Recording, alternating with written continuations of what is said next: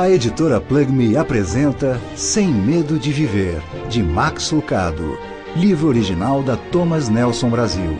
Leitura de Guilherme Berenger.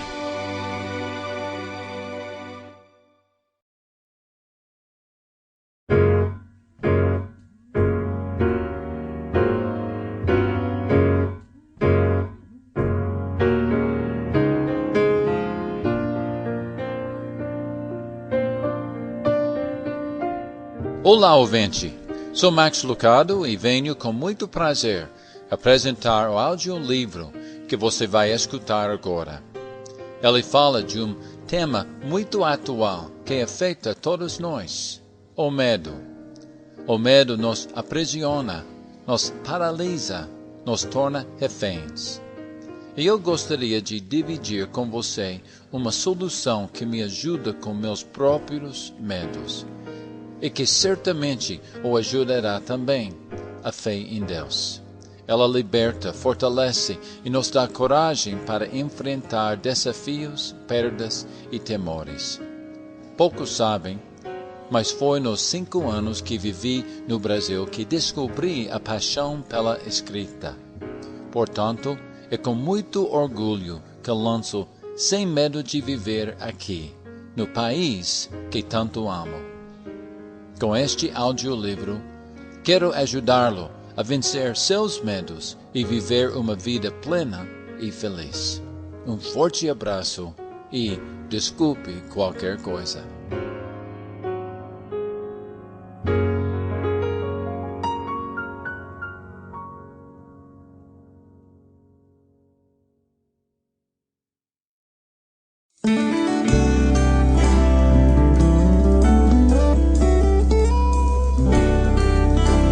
Para Dee e todos os que o amavam.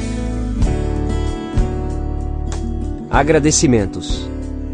Se o livro é uma casa, conheça a equipe responsável pela construção deste aqui.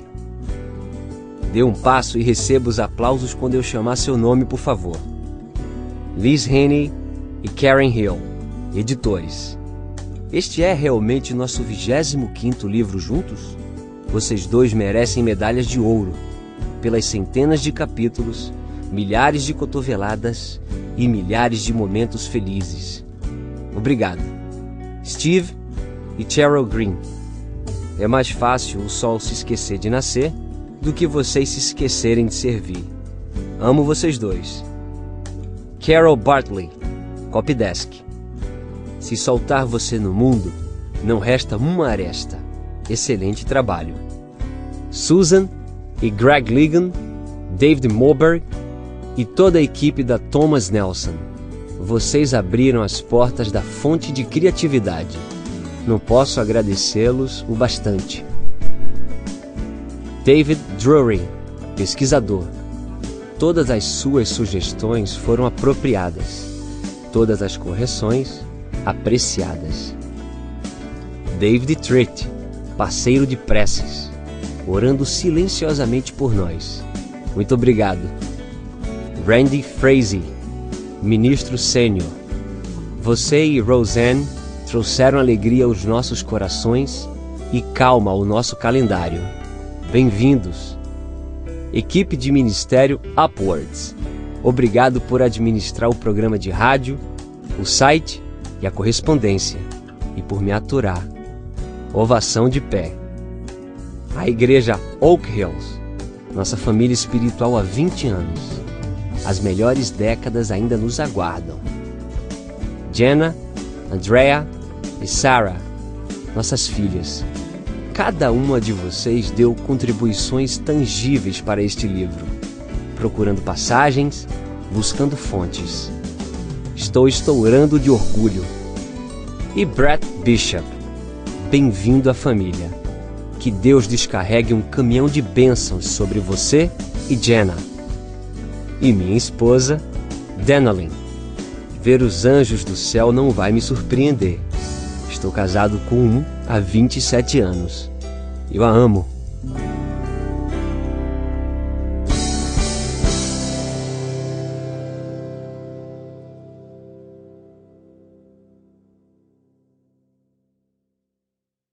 Caro ouvinte, O audiolivro que você está escutando é pontuado por alguns trechos numerados.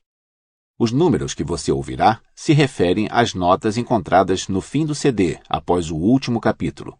Elas serão úteis para os ouvintes que quiserem mais informações sobre os assuntos abordados.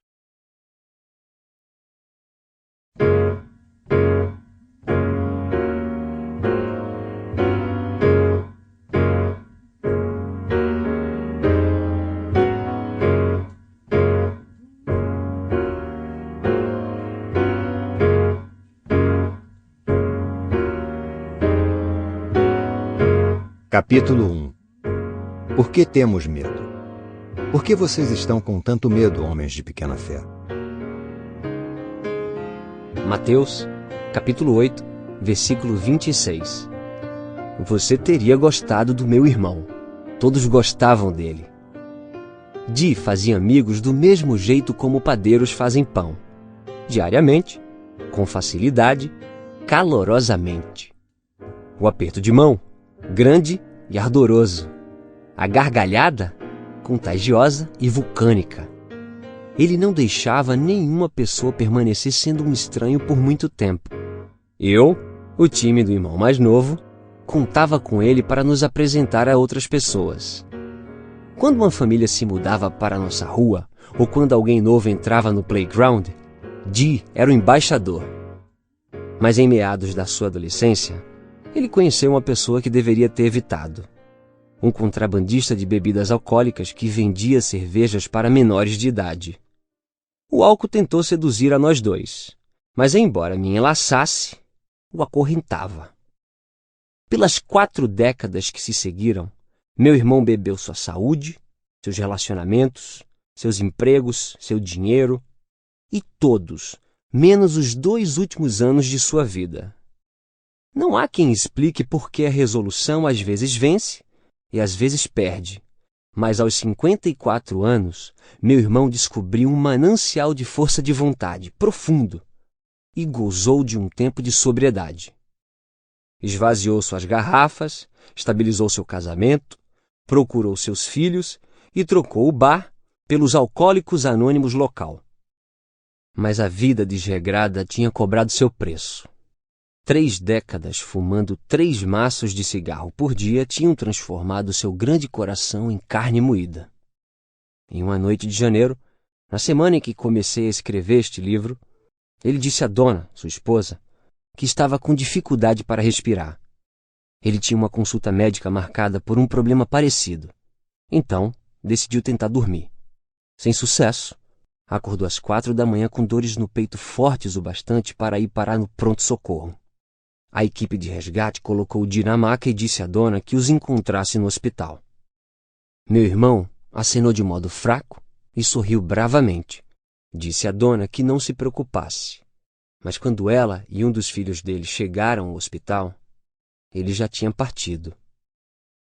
O médico de plantão lhes deu a notícia e os convidou a entrar na sala onde estava o corpo de Di. Abraçados, entraram pela porta e viram sua última mensagem. Sua mão estava repousada sobre suas coxas com os 2 dedos do meio dobrados para dentro e o polegar estendido. Aquele era o símbolo internacional da linguagem de sinais para "Eu te amo". Eu já tentei visualizar os momentos finais da vida terrena de meu irmão, correndo em uma rodovia do Texas em uma ambulância em uma noite escura, os paramédicos falando ao seu redor, seu coração enfraquecendo dentro dele. Lutando por cada suspiro, em algum ponto ele percebeu que só tinha mais alguns poucos a dar. Mas em vez de entrar em pânico, ele muniu-se de coragem. Talvez seja bom você fazer o mesmo. Uma ambulância não é a única viagem que exige coragem. Você pode não estar em sua última batida do coração, mas pode estar no seu último contra-cheque, na sua última solução ou no seu último suspiro de fé. Cada nascer do sol parece trazer novas razões para ter medo. Todos têm falado sobre demissões no trabalho, redução na economia, explosões no Oriente Médio, rotatividade nas empresas, quedas no mercado imobiliário, aumento do aquecimento global, insurreições de células da Al-Qaeda. Algum ditador enlouquecido está colecionando ogivas nucleares como outros colecionam vinhos finos. Uma variação da gripe asiática está embarcando em voos que partem da China. A praga de nossos dias, o terrorismo, começa com a palavra terror. Noticiários vomitam informações suficientes para lançar um aviso. Cuidado! Este noticiário é melhor ser assistido no confinamento de uma caverna subterrânea na Islândia. Temos medo de sermos processados, de sermos os últimos a terminar algo, de ficarmos sem dinheiro. Tememos a pinta que apareceu nas costas, o vizinho novo, o som que o relógio faz enquanto nos aproxima da nossa sepultura. Sofisticamos planos de investimentos, criamos elaborados sistemas de segurança e legislamos por um exército mais forte e, no entanto, dependemos de calmantes mais do que qualquer outra geração na história. Além do mais, a criança comum hoje tem o mesmo nível de ansiedade de um paciente psiquiátrico comum nos anos 1950. O medo, ao que parece, alugou o prédio ao lado por 100 anos e ali se estabeleceu. Em Norm Hood, o medo não está disposto a dividir o coração com a felicidade. A felicidade obedece. Você já viu os dois juntos? Uma pessoa pode ser feliz e ter medo ao mesmo tempo? Ter o pensamento claro e temer? Estar confiante e amedrontado? Ter misericórdia e medo? Não. O medo é o grande valentão no corredor da escola, impetuoso, barulhento e improdutivo.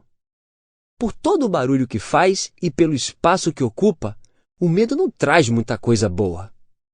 O medo nunca escreveu uma sinfonia ou um poema, negociou um tratado de paz nem curou uma doença. O medo nunca libertou uma família da pobreza nem um país da intolerância. O medo nunca salvou um casamento ou um negócio. A coragem o fez, a fé o fez. As pessoas que se recusaram a ouvir ou a se curvar ao medo o fizeram. Mas e o medo propriamente dito? O que ele faz? O medo nos aprisiona e tranca as portas. Não seria maravilhoso escapar? Imagine sua vida inteira intocada pela angústia. E se a fé, não o medo, fosse a sua reação padrão às ameaças? Se você pudesse pôr um imã do medo sobre o seu coração e extrair cada pedaço de medo, insegurança e dúvida que ainda restasse nele. Imagine um dia ao menos livre do medo do fracasso, da rejeição e da calamidade. Você consegue imaginar uma vida sem medo? Essa é a possibilidade por trás da pergunta de Jesus. Ele perguntou: Por que vocês estão com tanto medo? Mateus, capítulo 8, versículo 26. Nossa primeira reação é perguntar se Jesus está falando sério. Ele pode estar brincando, provocando, pregando uma peça. Como um nadador perguntando ao outro: Por que você está molhado? Mas Jesus não sorri. Ele está falando muito sério. Os homens a quem ele pergunta também o estão. Uma tempestade transformou seu jantar de cruzeiro em um tenso mergulho. Eis o que um deles recorda da viagem. Entrando ele no barco, seus discípulos o seguiram. De repente, uma violenta tempestade abateu-se sobre o mar, de forma que as ondas inundavam o barco. Mateus capítulo 8, versículos 23 e 24. Essas são as palavras de Mateus. Ele se lembrou bem da tempestade violenta e do barco agitado e foi cuidadoso com suas palavras. Qualquer palavra não bastaria. Ele puxou seu dicionário grego de sinônimos da prateleira e caçou uma palavra que descrevesse como as ondas explodiam no barco. Pulou os termos comuns para chuvas de primavera, borrascas, pancadas de chuva ou aguaceiros. Eles não capturavam o que ele sentiu e viu naquela noite: a terra e a praia tremendo. Ele se lembrava de mais do que ventos e ondas. Seu dedo desceu pela coluna de sinônimos até chegar a uma palavra que funcionasse. Ah, aqui está! Seismos. Um tremor, uma erupção de céu e mar. Um grande seismos surgiu no lago. Esse termo ainda ocupa um espaço em nosso vernáculo. Um sismólogo estuda terremotos. Um sismógrafo os mede e Mateus, juntamente com uma tripulação de recrutas novatos, sentiu um sismo que os sacudiu por completo. Ele usou esta palavra em 2 outras ocasiões. Uma vez na morte de Jesus, quando o Calvário tremeu, Mateus capítulo 27, versículos 51 e 54, e mais uma vez na ressurreição de Jesus, quando a sepultura tremeu, capítulo 28, versículo 2. Aparentemente, a tempestade acalmada compartilha de igual importância na trilogia dos grandes feitos de Jesus, derrotando o pecado na cruz, a morte na sepultura e aqui silenciando o medo no mar. O medo repentino. Sabemos que o medo foi repentino porque a tempestade o foi. Uma tradução mais antiga diz: de repente, uma violenta tempestade abateu-se sobre o mar. Nem todas as tempestades começam de repente. Fazendeiros podem ver a formação de nuvens de tempestade horas antes de a chuva cair. Essa tempestade, no entanto, irrompe como um leão saindo do mato. Em um momento, os discípulos estão embaralhando as cartas para um joguinho de copas e, no instante seguinte, estão bebendo a água do mar da Galileia. Pedro e João, marinheiros experientes, lutam para manter o navio de pé. Mateus, assumido homem de terra, luta para não vomitar o seu café da manhã. O cobrador de impostos não tinha imaginado que sua viagem seria assim. Você consegue perceber sua surpresa quando junta suas 2 frases? Entrando ele no barco, seus discípulos o seguiram. De repente, uma violenta tempestade abateu-se sobre o mar. Capítulo 8, versículos 23 e 24. Você não gostaria de uma segunda frase mais leve, uma consequência mais feliz da obediência? Entrando ele no barco, seus discípulos o seguiram. De repente, um grande arco-íris apareceu no céu. Um bando de pombas voou em uma formação feliz, em um mar calmo como vidro espelhava seu mastro. Os seguidores de Cristo não curtem um calendário cheio de cruzeiros no Caribe? Não. Essa história dá um lembrete a um só tempo não tão sutil e não tão popular. Embarcar com Cristo pode significar se molhar com Cristo. Os discípulos podem esperar mares violentos e ventos bravos. Neste mundo vocês terão, não podem ter ou talvez tenham aflições. João, capítulo 16, versículo 33. Os seguidores de Cristo contraem malária, enterram crianças e lutam contra o vício, e como resultado, encontram o medo. Não é a ausência de tempestades que nos distingue, e sim quem descobrimos na tempestade, um Cristo imperturbado. Jesus, porém, dormia. Mateus, capítulo 8, versículo 24. Agora está aí uma cena. Os discípulos gritam, Jesus sonha. O trovão ruge, Jesus ronca. Ele não tira uma soneca ou descansa. Ele dorme. Você poderia dormir em um momento desses? Você conseguiria pegar no sono enquanto gira sem parar em uma montanha-russa? Em um túnel de vento? Em um show de heavy metal? Jesus dorme nos 3 ao mesmo tempo. O Evangelho de Marcos adiciona 2 detalhes curiosos. Jesus estava na popa, dormindo com a cabeça sobre um travesseiro. Marcos, capítulo 4, versículo 38. Na popa, sobre um travesseiro. Por que a primeira? De onde veio o segundo? Os pescadores do primeiro século usavam grandes e pesadas redes para trabalhar. Guardavam as redes em um abrigo construído na popa, para esse objetivo. Dormir sobre a popa era pouco prático. Não dava espaço nem proteção. O pequeno compartimento sob a popa, no entanto, dava as 2 coisas. era a parte mais fechada e a única protegida do barco. Então Cristo, um pouco sonolento das atividades do dia, se aninhou sob o convés para dormir um pouco. Descansou a cabeça não sobre um travesseiro fofo de penas, mas em uma bolsa de couro, pesada. Pescadores do Mediterrâneo ainda as usam. Elas pesam cerca de 45 quilos e são usadas para equilibrar, para estabilizar o barco. 2. Jesus levou o travesseiro para a popa para poder dormir ou dormiu tão profundamente que alguém o pôs sobre um travesseiro?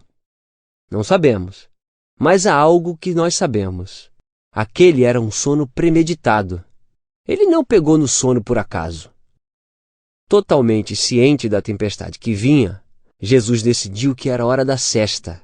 Aninhou-se então em um canto, pôs sua cabeça no travesseiro e viajou para o mundo dos sonhos. Seu sono perturba os discípulos.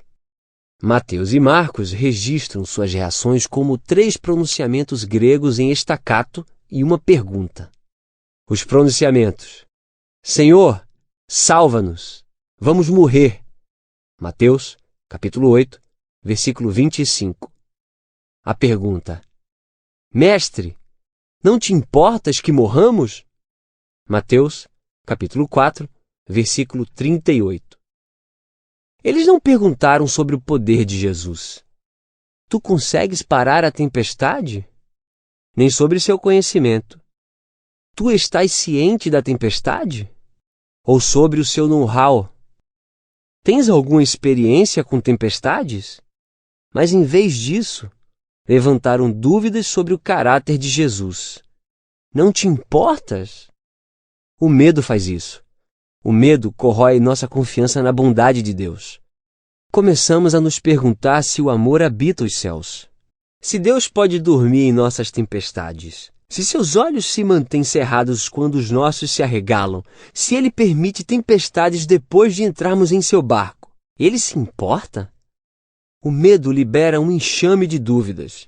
Dúvidas que nos deixam com raiva. E Ele nos transforma em maníacos controladores. Faça alguma coisa a respeito da tempestade. É a exigência implícita da questão. Conserte ou você vai ver. O medo, em sua essência, é uma perda nítida de controle. Quando a vida gira loucamente, agarramos um componente da vida que podemos controlar. Nossa dieta, a arrumação da nossa casa, o descanso de braço em um avião, ou, em muitos casos, as pessoas. Quanto mais inseguros nos sentimos, mais malvados nos tornamos. Grunhimos e mostramos nossas garras. Por quê? Porque somos maus?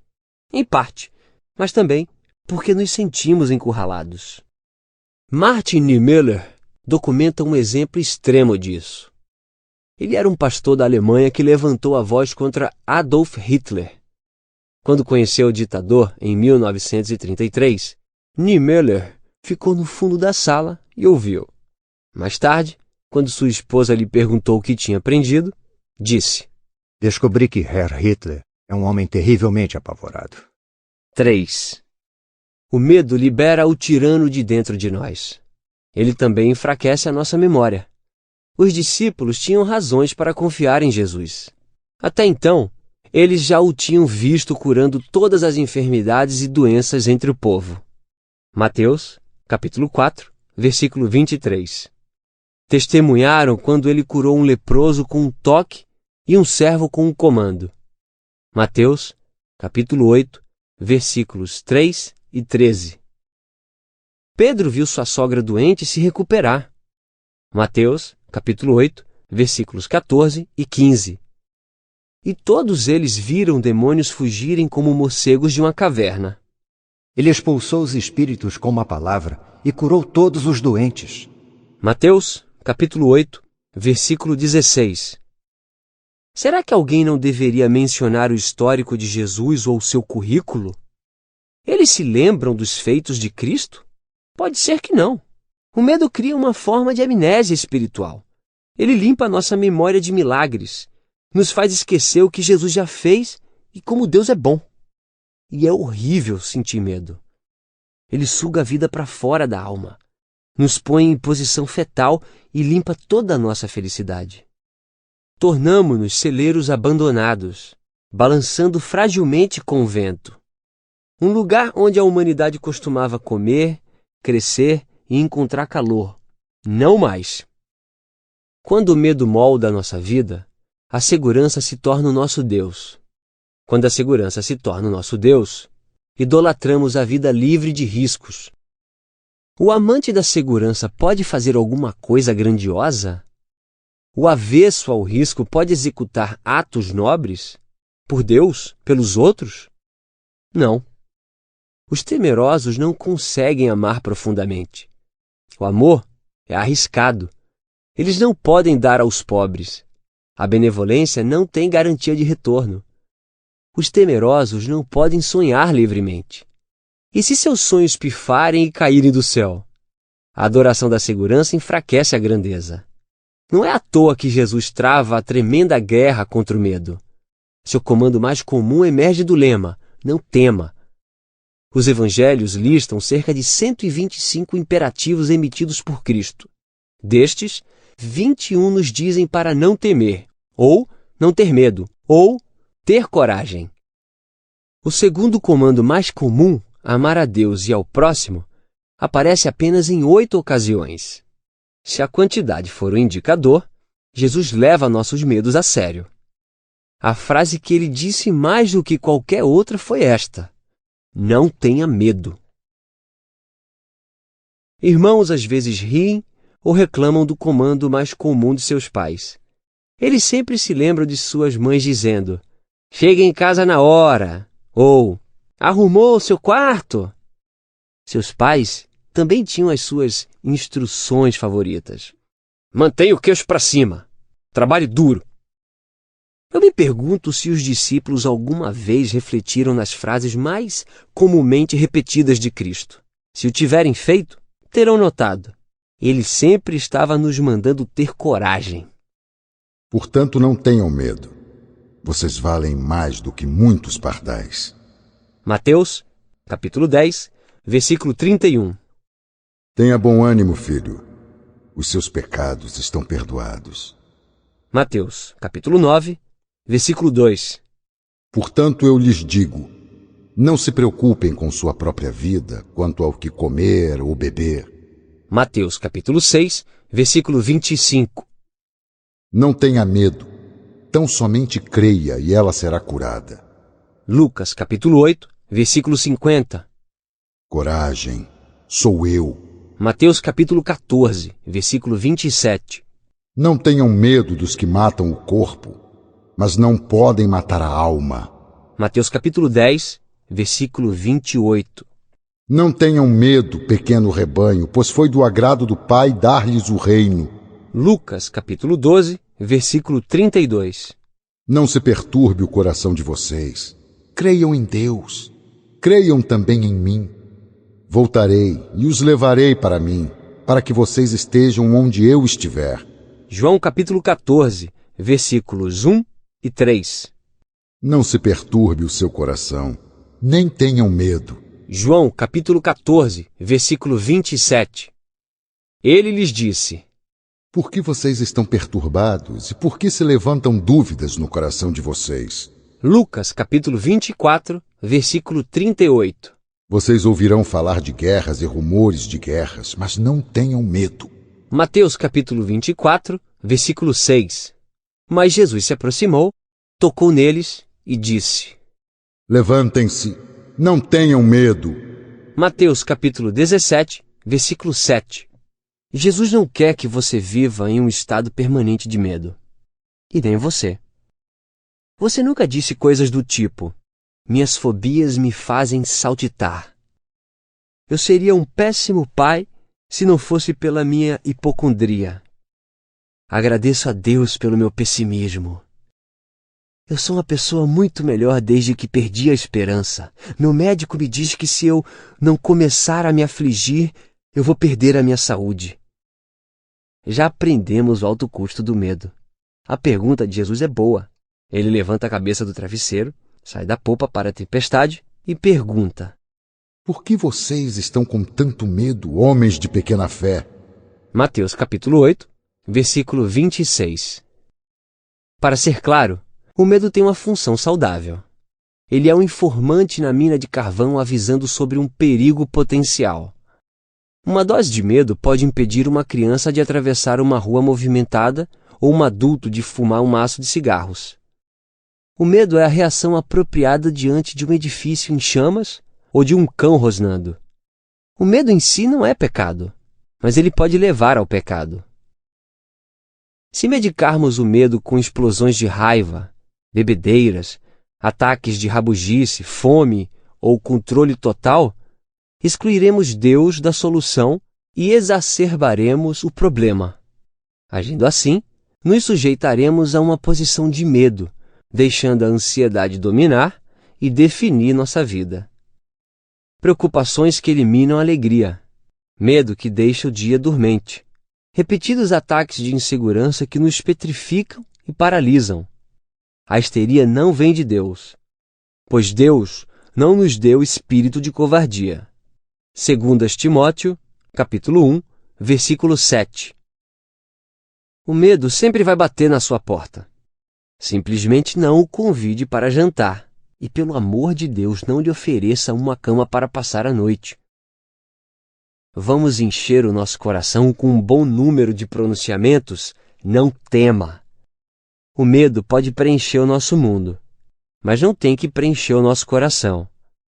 A promessa de Cristo e a alegação deste audiolivro são simples. Podemos temer menos amanhã do que tememos hoje. Quando eu tinha 6 anos de idade, meu pai me deixou ficar acordado até tarde com o resto da família e assistir o filme O Lobisomem. Rapaz, como ele se arrependeu desta decisão. O filme me deixou convencido de que o lobisomem passava cada noite em nosso escritório esperando sua refeição favorita de garoto ruivo da primeira série cheio de sardas. Meu medo provou-se problemático. Para ir à cozinha do meu quarto, eu tinha que passar perigosamente perto de suas garras e presas, o que eu estava pouco inclinado a fazer. Mais de uma vez eu corri para o quarto do meu pai e o acordei. Como Jesus no barco, papai estava sempre dormindo na tempestade.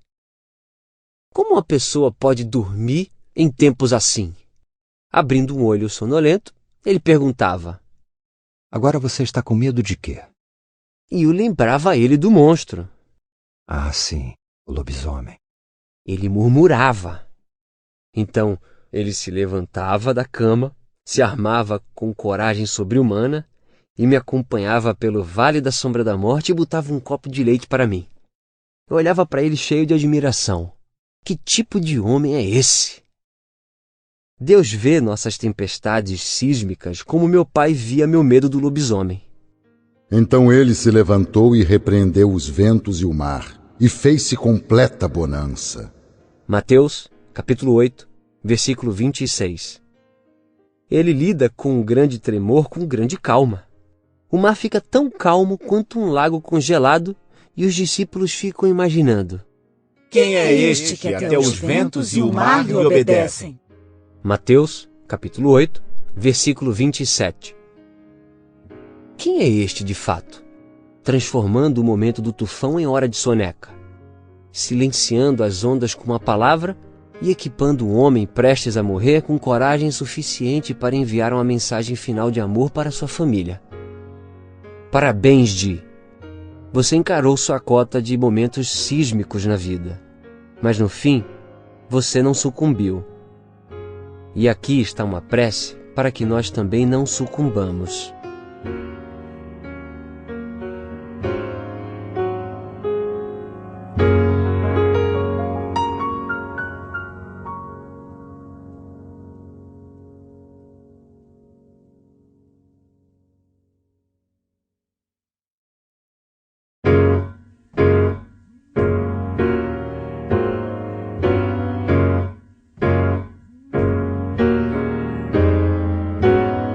Capítulo 2. Medo de não ser importante. Os habitantes de Stiltsville, a cidade das estacas. Portanto, não tenham medo. Vocês valem mais do que muitos pardais. Capítulo 10. versículo 31. Talvez você não saiba, ou talvez sim, sobre o vilarejo de Stiltsville. Estranho, mas é verdade. Onde as pessoas como nós, algumas baixas, algumas altas, com empregos e filhos e relógios na parede, ficam de olho na hora, pois a cada noite, às 6, eles se encontram na praça por causa de estacas altas e nas quais os habitantes podem confiar e se elevar acima daqueles no chão. Os que são menos, a tribo dos pequenos, os chatos e os que não têm, que querem ser altos, mas não podem, porque na distribuição das estacas, seu nome não foi chamado. Eles não foram escolhidos. No entanto, eles vêm quando os habitantes se reúnem. Ele se amontoou na frente para ver se tem importância para a panelinha dos legais. A corte de grande influência que decide quem é especial e declara com um grito: você tem classe, você é bonito, você é inteligente ou engraçado, e dão um prêmio, não de medalhas ou de dinheiro. Não uma tortinha fresquinha ou uma casa que alguém construiu, mas o mais estranho dos presentes, algumas estacas. Subir é sua missão e para o alto é o seu objetivo. Eleve sua posição é o nome de seu jogo. Os que estão no alto em Stiltsville, você já sabe se já tiver estado lá, fazem a maior comoção da doçura do rarefeito. Eles saboreiam a chance em seus altos aparatos de se exibir em suas estacas, o status definitivo. Pois a vida não é melhor quando vista de cima? A não ser que você tropece e de repente não tenha mais certeza de onde se encontra. Você se balança e depois se inclina. Cuidado aí embaixo! E cai imediatamente. Nos pequenos, a gentalha da terra, você aterrissa no seu orgulho. E, nossa, como dói! Quando a polícia chique, na rejeição das rejeições, não oferece ajuda e em vez disso toma suas estacas? Quem lhe fez rei? Você começa a reclamar, mas então nota a hora e para de reclamar. São quase 6 horas. Não há tempo para conversa fiada. De volta à multidão para ver se você tem importância. Aqui está a questão. O rio Amazonas, de onde 1000 medos nascem. Nós temos importância? Tememos não ter. Tememos o nada, a insignificância. Tememos a evaporação. Tememos não fazermos nenhuma contribuição para a soma final. Tememos ir e vir sem ninguém saber.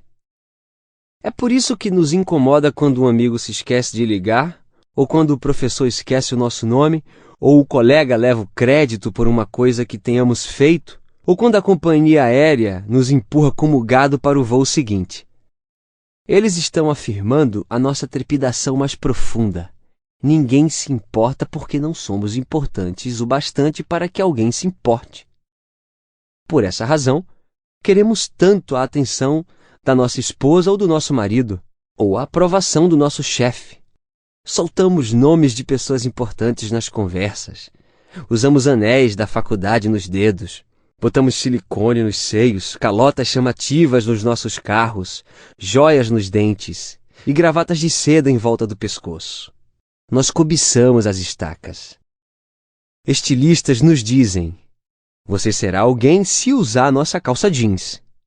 Cole nosso nome na sua traseira e a insignificância desaparecerá. Então fazemos. E por algum tempo, nos distanciamos dos pequenos e curtimos a promoção à sociedade dos altos. A moda nos redime do mundo da pequenez e do nada. E somos outra coisa. Por quê? Porque gastamos metade do nosso pagamento em uma calça jeans italiana. Mas depois, o horror dos horrores. O estilo muda, a moda passa, a tendência muda do apertado para o bag, do desbotado para o escuro, e ficamos usando a calça jeans de ontem, nos sentindo como a notícia de ontem. Bem-vindo de volta à tribo dos pequenos. Talvez possamos terceirizar a nossa insignificância. Ao atrelar nossa identidade ao feito do tamanho de Gulliver de alguém, damos sentido à nossa vida liliputiana. De que outra maneira você pode explicar nossa fascinação por marcas esportivas e atletas? Eu estou entre os fascinados. eu sou um fã irreparável dos San Antonio Spurs. Quando eles jogam basquete, eu jogo basquete. Quando eles fazem uma cesta, eu faço uma cesta. Quando eles vencem, eu ouso gritar com os outros 17 mil torcedores: nós vencemos! E, no entanto, como eu ouso fazer tal afirmação? Eu fui a um único treino sequer? Enfrentei um time adversário? Contribuí com uma dica técnica ou suei uma gota de suor? Eu o faria se eles pedissem. Mas eu sou insignificante, lento, velho e descoordenado demais. Ainda assim, eu pego carona na fama deles. Por quê? Porque isso me separa dos plebeus. Momentaneamente me eleva, me torna um herói. Essa filosofia motivou meu amigo Thomas da quarta série a manter a guimba de um cigarro de Jim Martin em um pote ao lado de sua cama. Jim Martin se tornou famoso cantando no coração da América dos anos 1970 na televisão, no rádio e em boates. Ele compartilhava o raro status de celebridade com Frank Sinatra e Sammy Davis Jr. Nós, comuns, só podemos admirar tanta nobreza à distância. Thomas, no entanto, podia mais. Quando Jim Martin agraciou nossa cidade de West Texas, comparecendo em um torneio beneficente de golfe, Thomas e seu pai o seguiram pela galeria. Quando o ícone jogou sua guimba de cigarro para o lado, Thomas estava lá para pegá-la. Quem pode esquecer o momento em que nós, amigos de Thomas, nos juntamos em seu quarto para admirar o cigarro sagrado? Nós tiramos proveito do princípio do fomento indireto da economia das celebridades. Jim Martin era o mastro. Thomas tinha um cigarro de Jim Martin. Nós conhecíamos Thomas. Nós éramos os próximos beneficiários do estrelato de Jim Martin. Junte-se a alguém especial e torne-se alguém especial, certo? Ou simplesmente sobreviva à vida. Quando o bilionário percebe que o seu tempo vai acabar antes de seu dinheiro, ele cria uma fundação. Sem dúvida, algum altruísmo motiva o ato, mas também o faz a fome de ter importância. Temos filhos pelo mesmo motivo. Dar à luz nos dá significado. Embora ser pai seja certamente uma tentativa mais nobre de ter algum significado do que exibir a guimba do cigarro de Jim Martin, ainda o é, em parte, simplesmente isso. Um dia, quando morrermos, nossos descendentes vão se lembrar do paizão ou da mãezinha querida, e estenderemos nossa vida através das deles. Calças jeans italianas, a guimba do cigarro de Jim Martin, fundações, legados. Sempre tentar provar que Bertrand Russell estava errado. Ele foi o ateu fatalista que concluiu: acredito que quando eu morrer, meus ossos se apodrecerão e nada restará do meu ego. Ele não pode estar certo. Suspiramos. Ele não está certo. Anuncia Jesus. E com algumas das palavras mais doces já ouvidas, ele acalma o medo dos habitantes de Stiltsville. Não se vendem 2 pardais por uma moedinha? Contudo, nenhum deles cai no chão sem o consentimento do pai de vocês. Até os cabelos da cabeça de vocês estão todos contados. Portanto, não tenham medo. Vocês valem mais do que muitos pardais. Mateus capítulo 10, versículos 29 e 30.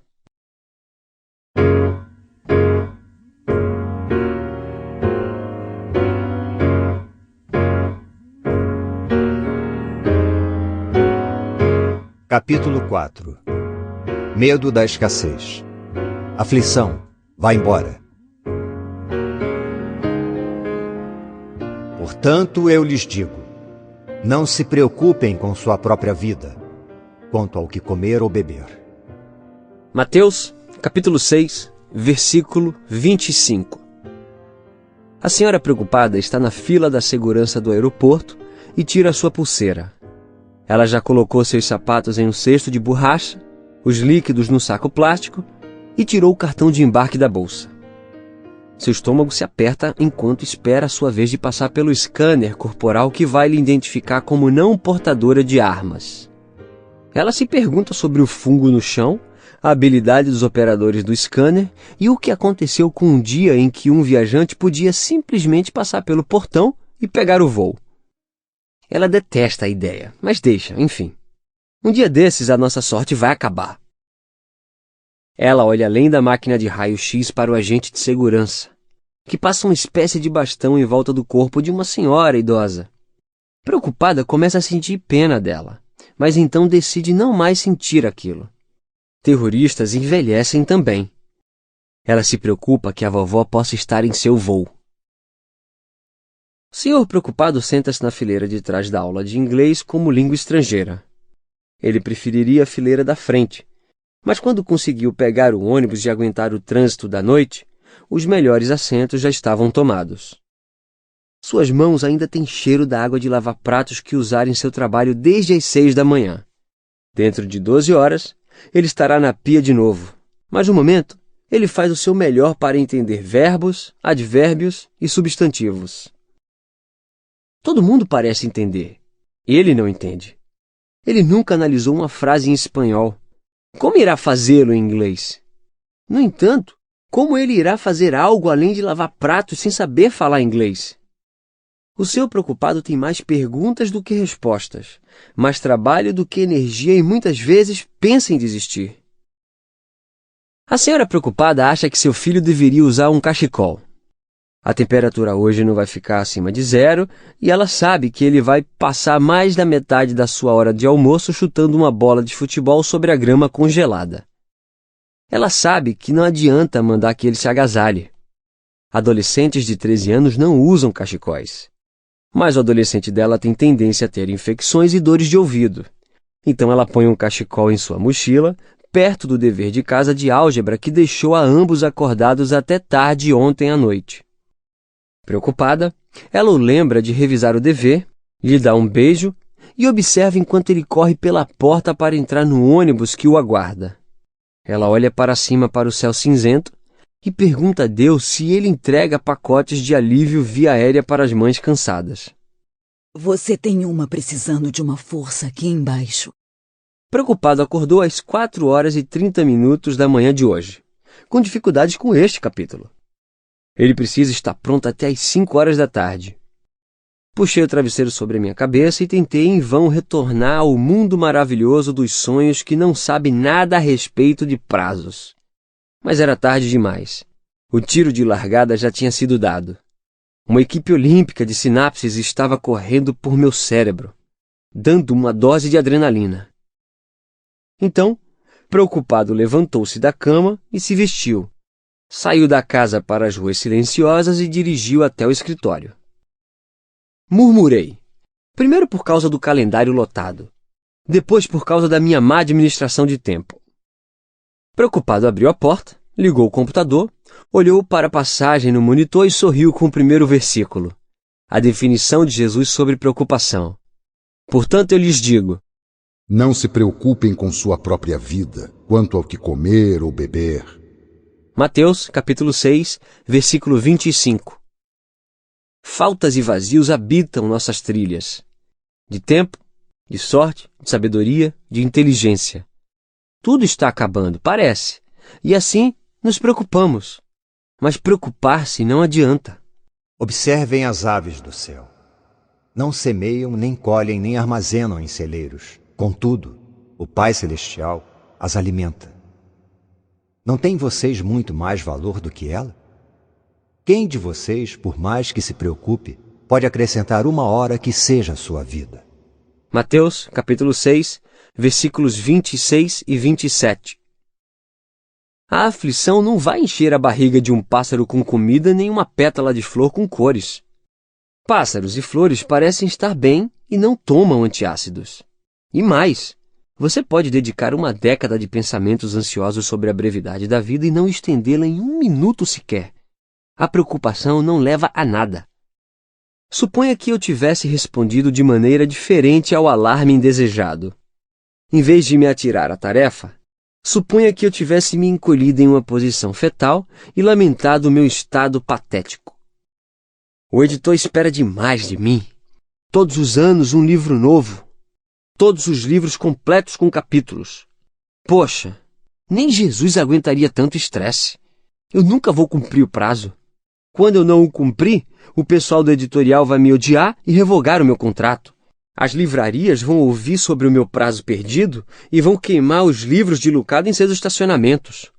Minha mulher vai ficar humilhada, meus filhos desterrados. Acho que vou tomar um Jack Daniels de café da manhã. Está vendo o que aconteceu? A preocupação legítima se transformou em pânico tóxico. Eu ultrapassei um limite para o estado de aflição. Não mais na expectativa ou nos preparativos, eu me tornei membro da fraternidade dos aflitos. Cristo nos avisa quanto a isso. Veja o que ele diz. Portanto, eu lhes digo, não se preocupem com sua própria vida, quanto ao que comer ou beber. Mateus, capítulo 6, versículo 25. Jesus não condena a preocupação legítima com as responsabilidades, mas a mentalidade contínua que dispensa a presença de Deus. A ansiedade destrutiva subtrai Deus do futuro. Encara as incertezas sem fé. Soma os desafios do dia sem incluir Deus na equação. A preocupação é a câmara escura onde os negativos se tornam retratos. Um amigo viu um exemplo de perpétua aflição em sua filha de 6 anos de idade. Em sua pressa de se vestir para a escola, ela deu um nó nos cadarços. Ela se jogou na base da escada e pôs a cabeça para funcionar naquele emaranhado de cadarços. O ônibus da escola estava vindo. Os minutos passavam e ela nem parou para pensar que o pai estava ao lado, disposto a ajudar assim que ela pedisse. Suas mãozinhas começaram a tremer e as lágrimas a cair. Finalmente, em uma expressão de total frustração, ela baixou a testa nos joelhos e começou a chorar copiosamente. Esse é o retrato em tamanho infantil da preocupação destrutiva. Uma fixação com um nó ao ponto da raiva e exasperação alheia à presença do pai, que está logo ali ao lado. Meu amigo finalmente tomou a responsabilidade de ir ao auxílio de sua filha. Para início de conversa, por que ela não pediu a ajuda de seu pai? Poderíamos perguntar a mesma coisa a respeito dos discípulos. Bastava que eles pedissem ajuda. Jesus estava com eles em um retiro. Seu coração estava pesado pela notícia do assassinato de João Batista. Então ele disse aos discípulos: Venham comigo para um lugar deserto e descansem um pouco. Marcos capítulo 6, versículo 31. Mas aí chegou a multidão faminta. Muitas pessoas, 15, talvez 20.000 pessoas, os seguiam. Uma diversidade de sofrimento e doença que não trouxe nada além de necessidades. Jesus tratava as pessoas com bondade. Os discípulos não compartilhavam de sua compaixão. Ao cair da tarde, os discípulos aproximaram-se dele e disseram: Este é um lugar deserto e já está ficando tarde. Manda embora a multidão para que possam ir aos povoados comprar comida. Mateus, capítulo 14, versículo 15. Opa! Alguém estava um pouco irritadiço. Os discípulos, em geral, começavam seus comentários com o respeitoso Senhor. Não dessa vez. A ansiedade nos torna tiranos. Eles mandaram, não pediram. Manda embora a multidão para que possam ir aos povoados comprar comida. Será que eles acham que temos as chaves do Fort Knox? Os discípulos não tinham os recursos para tamanha multidão. Seu desrespeito não perturbou Jesus. Ele simplesmente lhes deu uma tarefa. Eles não precisam ir. Deem-lhes vocês algo para comer. Mateus, capítulo 14, versículo 16. Imagino alguns dando de ombros e rolando os olhos, os discípulos se amontoando e contando seus suprimentos. Provavelmente Pedro puxou uma discussão murmurando: Vamos contar os pães. 1, 2, 3, 4, 5. Eu tenho 5 pães. André, confira, por favor. Ele confere. 1, 2, 3, 4, 5. Pedro pôs os pães de lado e perguntou pelos peixes. Mesmo ritual, número menor. Peixes? Deixa-me ver. 1, 2, 3... Não. Nada disso. Eu contei um peixe 2 vezes. Parece que o total de peixes são 2. O total estava declarado. Tudo que temos aqui são 5 pães e 2 peixes. Mateus, capítulo 14, versículo 17. A palavra tudo se destaca. Como se dissessem, nossos recursos são inapelavelmente insignificantes. Não sobrou nada além deste mísero almoço. O marcador de combustível estava marcando vazio. O relógio estava na última hora. O salgadinho estava reduzido a migalhas. Filipe adicionou uma auditoria pessoal. 200 denários não comprariam pão suficiente para que cada um recebesse um pedaço. João, capítulo 6, versículo 7. A exclamação era a exasperação. O que pedes é demais. Como você imagina que Jesus se sentiu quanto ao inventário da cesta? Alguma possibilidade de ele querer incluir o resto das possibilidades? Envolver todas as opções? Você acha que ele estava torcendo para alguém contar até 8? Bem, vejamos. Temos 5 pães, 2 peixes e Jesus. Jesus Cristo. O mesmo Jesus que nos disse: Peçam e lhes será dado. Busquem e encontrarão. Batam e a porta lhes será aberta. Lucas, capítulo 11, versículo 9. Se vocês permanecerem em mim e as minhas palavras permanecerem em vocês, pedirão o que quiserem e lhes será concedido. João, capítulo 15, versículo 7. Tudo o que vocês pedirem em oração, creiam que já o receberam, e assim lhes sucederá. Marcos, capítulo 11, versículo 24. Ao lado dos discípulos estava a solução para seus problemas, mas eles não recorreram a ela. Eles pararam a contagem no 7 e se preocuparam. E você? Está contando até 7 ou 8? Aqui estão 8 calmantes para expandir a sua conta. 1. Primeiro, ore. Não fique andando de um lado para o outro na sala de espera. Ore por uma cirurgia bem-sucedida. Não murmure com o colapso de um investimento. Peça que Deus lhe ajude. Não se junte ao coro de colegas que reclamam do chefe. Convide-os a baixar a cabeça com você e orar por ele. Inocule-se internamente para enfrentar seus medos externamente. Lancem sobre ele toda a sua ansiedade, todas as suas preocupações, de uma vez por todas.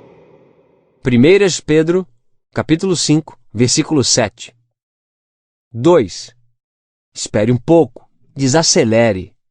Descanse no Senhor e aguarde por Ele com paciência. Salmo 37, versículo 7.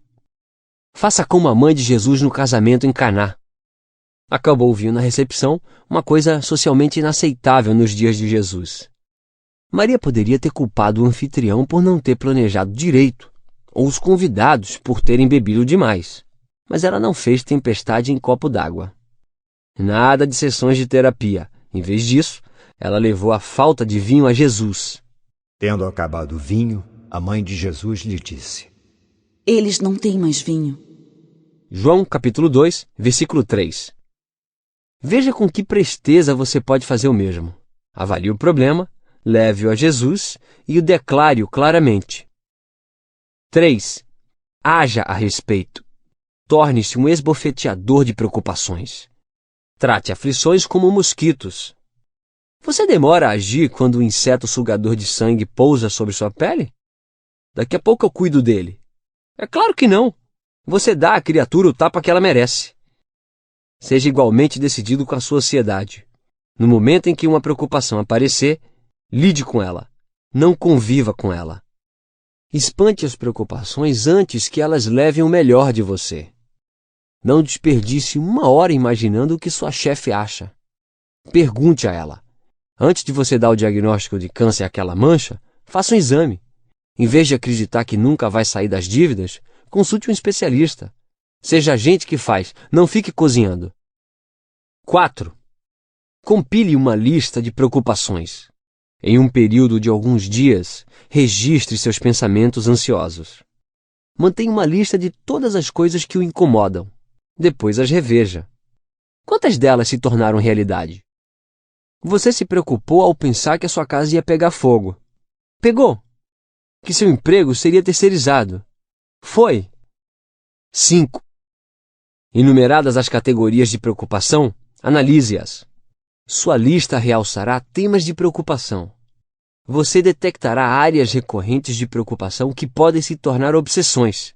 O que as pessoas pensam de você, finanças, calamidades globais, sua aparência ou seu desempenho.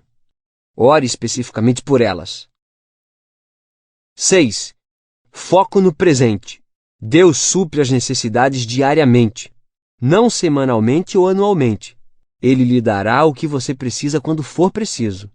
Assim, aproximemo-nos do trono da graça com toda a confiança, a fim de recebermos misericórdia e encontrarmos graça que nos ajude no momento da necessidade.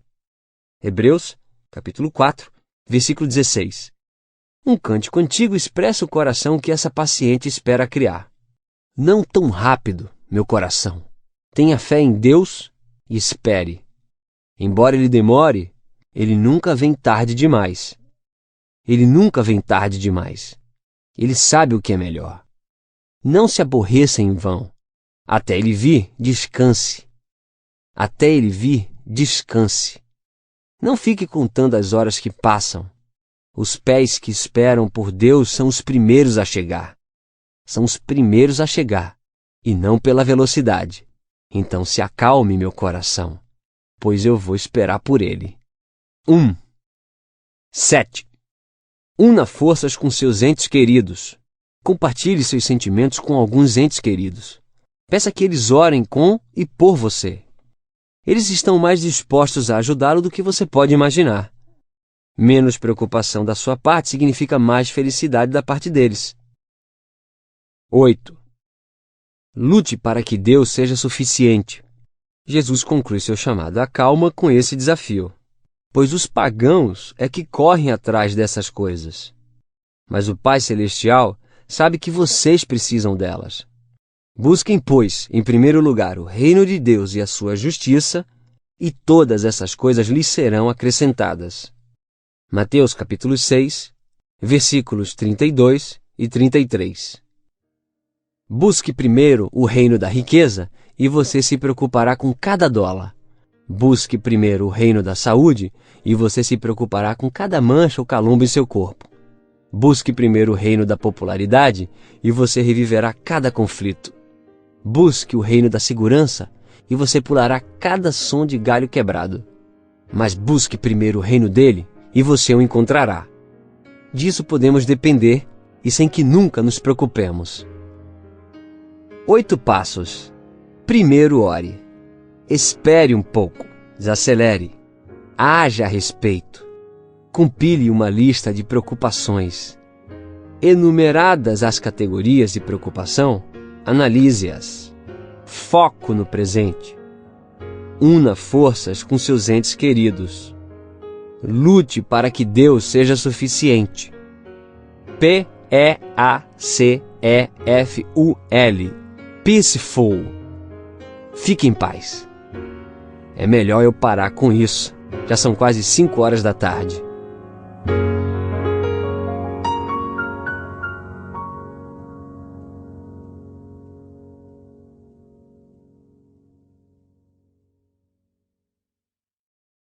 Prescrevemos palavras para preces, lugares para preces, roupas para prece, postura para prece, durações, entonação e encantamentos. E, no entanto, o apelo de Jesus no jardim não tinha nada disso.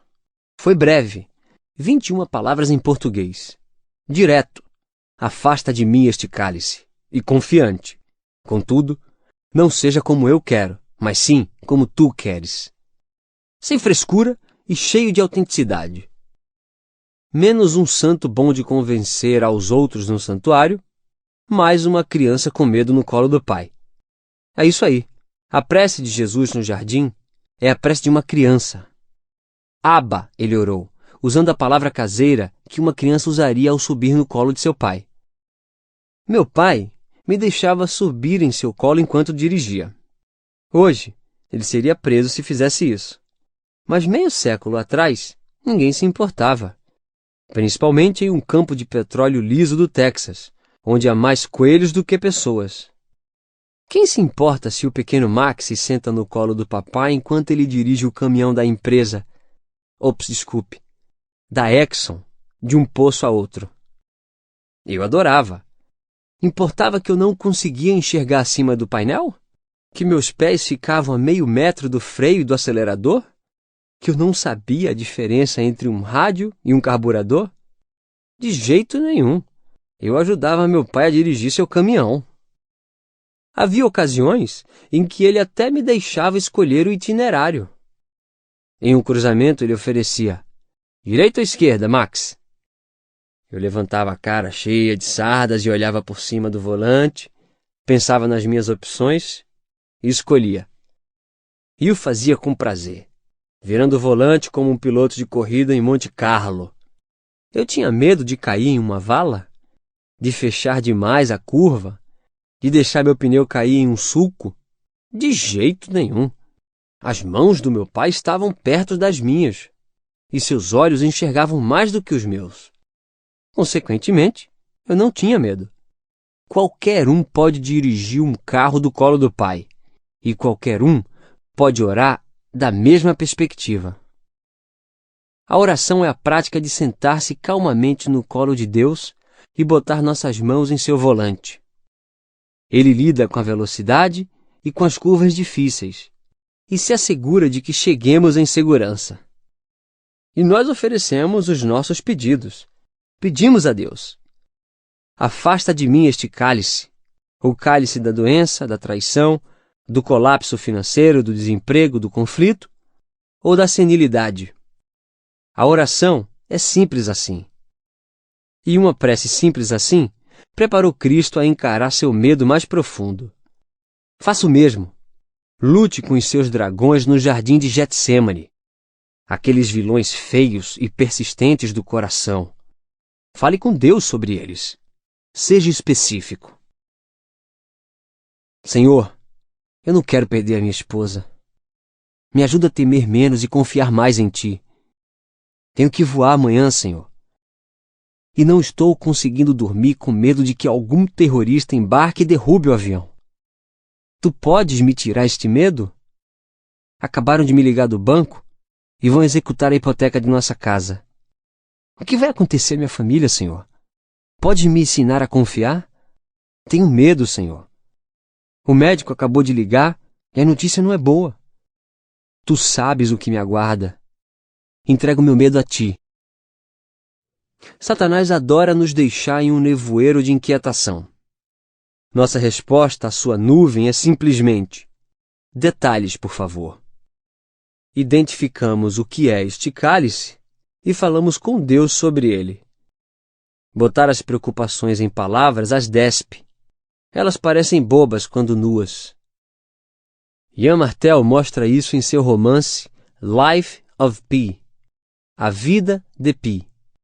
O personagem principal, Pi, se encontra à deriva no mar em um barco salva-vidas de 26 pés com a companhia de um tigre de bengala de 200 quilos. Pi acabou nesse apuro quando seu pai, que trabalhava no zoológico, faliu e pôs a família em um navio japonês que ia para o Canadá. O navio afundou, deixando Pi e o tigre, que se chamava Richard Parker, sozinhos no oceano. Enquanto estava no barco salva-vidas, Pi começou a analisar seus medos, tanto do mar quanto do tigre. Devo dizer uma coisa sobre o medo. Ele é o único oponente real da vida. Só o medo pode derrotar a vida. Ele é um adversário inteligente, traiçoeiro. E como eu sei disso? Ele não tem decência, não respeita nenhuma lei ou convenção, não mostra a menor misericórdia. O medo procura o seu ponto mais fraco, que encontra sem erro nem dificuldade. Começa na sua mente, sempre. Em um momento, você está se sentindo calmo, com sangue frio, feliz. Então o medo, disfarçado na pele de uma leve dúvida, entra na sua mente como espião. A dúvida encontra a descrença e a descrença tenta expulsá-la. Mas a descrença é um soldado raso, mal armado. A dúvida a derrota sem maiores problemas. você fica ansioso. A razão vem à batalha por você. Você está reafirmado. A razão está completamente equipada com a última tecnologia em armas. Mas, para sua surpresa, apesar de ter uma tática superior e várias vitórias inegáveis, a razão perde. Você se sente enfraquecendo, hesitando. Sua ansiedade se torna um pavor. Rapidamente, você toma decisões precipitadas. Você dispensa seus últimos aliados, a esperança e a confiança. Pronto, você se derrotou. O medo, que nada mais é do que uma impressão, triunfou sobre você. 4. Pi percebe que não se pode argumentar com o medo. A lógica não convence o medo a pular do abismo ou a subir no avião. Então o que convence? Como se pode evitar a rendição jogando a toalha no ringue para o inimigo? Pi dá este conselho. Você deve lutar para fazer brilhar a luz das palavras sobre ele. Se você não o fizer, se seu medo se tornar uma escuridão sem palavras que você evita, talvez até consiga esquecer. Você se abre a mais ataques de medo porque você nunca realmente lutou contra o oponente que o derrotou. 5. É nosso dever abrir as cortinas, expor nossos medos. Cada um deles. Como vampiros, eles não suportam a luz do sol. Medos financeiros, medos de relacionamento, medos profissionais, medos de segurança. Evoque-os em prece. Arraste a todos com a mão da sua mente e faça com que eles fiquem perante Deus e recebam seu justo castigo. Jesus tornou seus medos públicos. Ele ofereceu orações e súplicas em alta voz e com lágrimas àquele que o podia salvar da morte. Hebreus, capítulo 5, versículo 7. Ele orou alto o bastante para ser ouvido e registrado, e suplicou que sua comunidade de amigos orasse com ele. Sua prece no jardim se torna, para os cristãos, uma imagem da igreja em ação. Um lugar onde os medos podem ser verbalizados, pronunciados, despidos e denunciados. Uma escapatória da escuridão sem palavras de medos suprimidos. Uma igreja saudável é aquela onde nossos medos vão para morrer. Nós os perfuramos com a Escritura, salmos de celebração e lamentações. Nós os derretemos à luz do sol da confissão.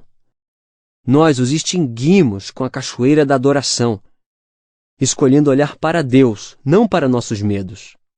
Da próxima vez em que você se encontrar enfrentando a sua pior hipótese, faça isso. Verbalize sua angústia para um círculo de confiança de pessoas que buscam a Deus. Esse é um passo essencial. Encontre sua versão de Pedro, Tiago e João. Tomara que os seus fiquem mais tempo acordados. A grande coisa e a boa notícia é essa. Você não precisa viver sozinho com seu medo.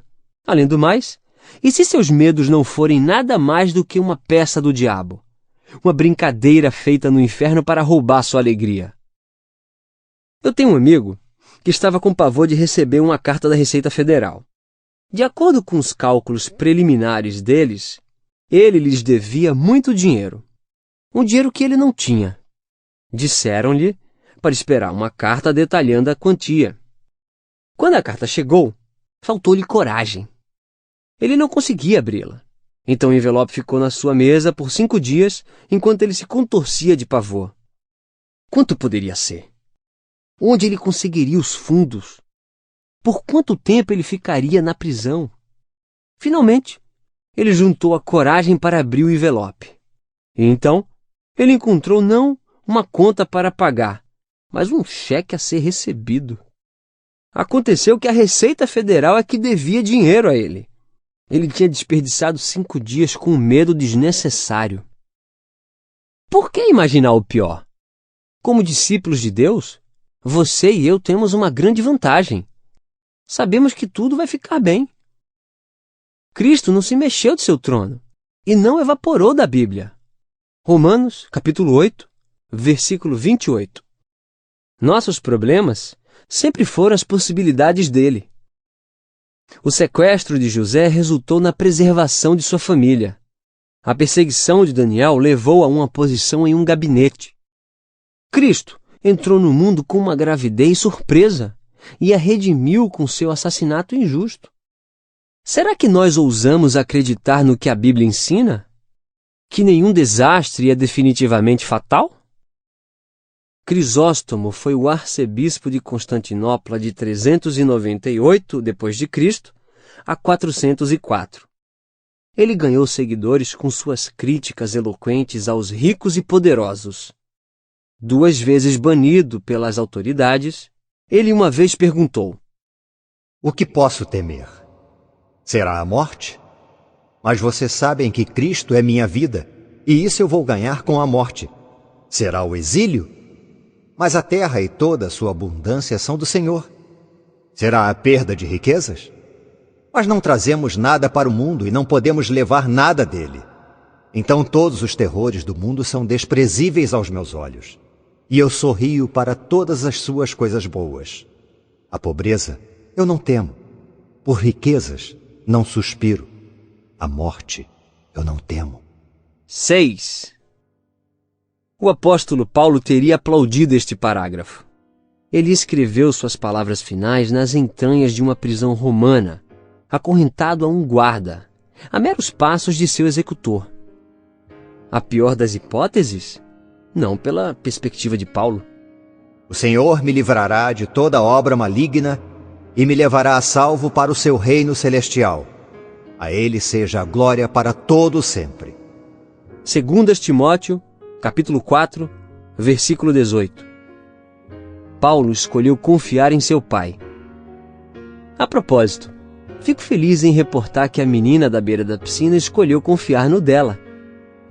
Depois de muito tempo de convencimento pelo pai e de preparação por sua irmã, ela segurou o nariz e pulou. Até onde eu contei, ela mergulhou pelo menos 12 vezes. Bom para ela, mas o medo foi derrotado pela confiança.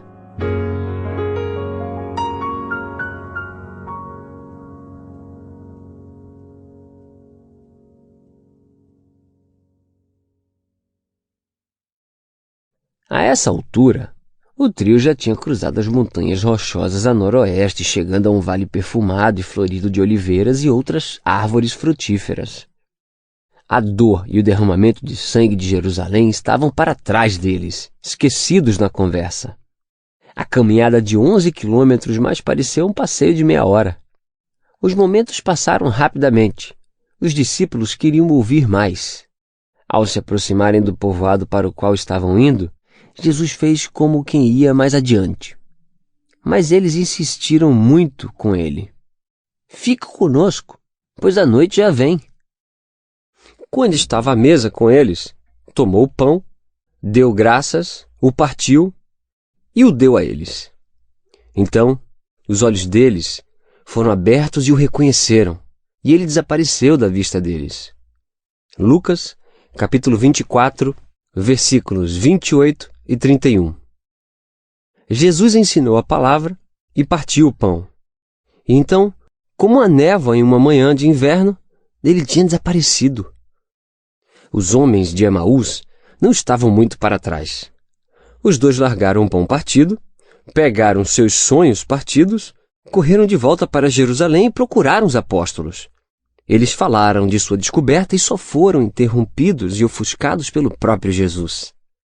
Enquanto falavam sobre isso, o próprio Jesus apresentou-se entre eles e lhes disse: "Que a paz esteja com vocês." Eles ficaram assustados e com medo, pensando que estavam vendo um espírito. Ele lhes disse: "Por que vocês estão perturbados? E por que se levantam dúvidas no coração de vocês? Não deixe passar despercebida a conexão causal de Cristo entre o medo e a dúvida. Medos não respondidos criam discípulos fracos. Não é à toa que Cristo faz de nossas hesitações sua maior preocupação. Vejam as minhas mãos e os meus pés. Sou eu mesmo. Toquem-me e vejam. Um espírito não tem carne nem ossos, como vocês estão vendo que eu tenho. Tendo dito isso, mostrou-lhes as mãos e os pés. E por não crerem ainda, tão cheios estavam de alegria e de espanto, ele lhes perguntou: Vocês têm aqui algo para comer? Deram-lhe um pedaço de peixe assado, e ele o comeu na presença deles. E disse-lhes: Foi isso que eu lhes falei enquanto ainda estava com vocês. Era necessário que se cumprisse tudo o que a meu respeito está escrito na lei de Moisés, nos profetas e nos salmos. Então lhes abriu o entendimento para que pudessem compreender as Escrituras. Lucas, capítulo 24, versículos 36 e 45. Os discípulos não sabiam se ajoelhavam e o adoravam ou se davam meia volta e corriam. Alguém decidiu que o momento era bom demais para ser verdade e disse que Jesus era um espírito. Cristo poderia ter ficado ofendido. Afinal de contas, ele tinha passado pelo inferno para salvá-los. E eles não podiam diferenciá-lo de um primo do Gasparzinho? Mas sempre paciente, como é com os que duvidam, Jesus estendeu primeiro uma mão, e depois a outra. Depois um convite. Toquem-me.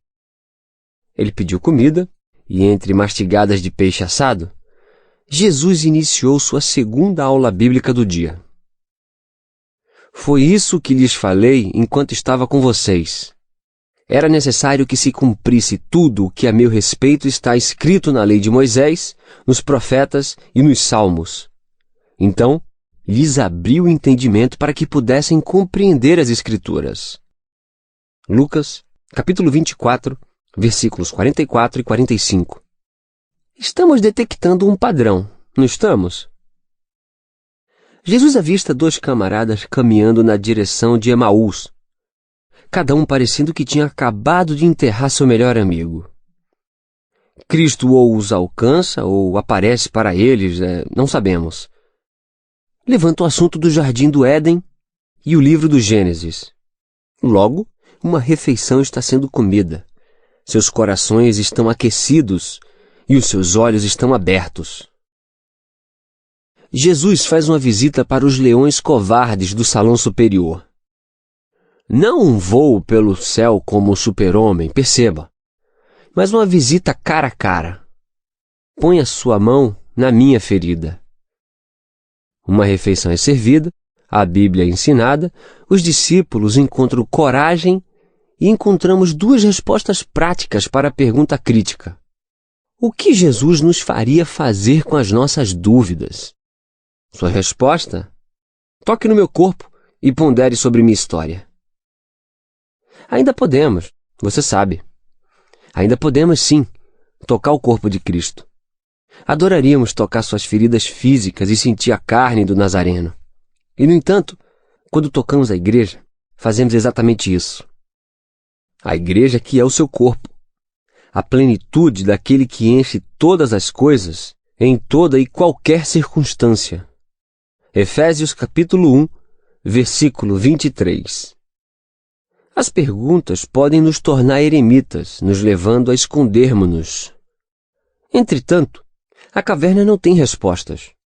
Cristo distribui coragem pela comunidade, dissipa as dúvidas pela comunhão.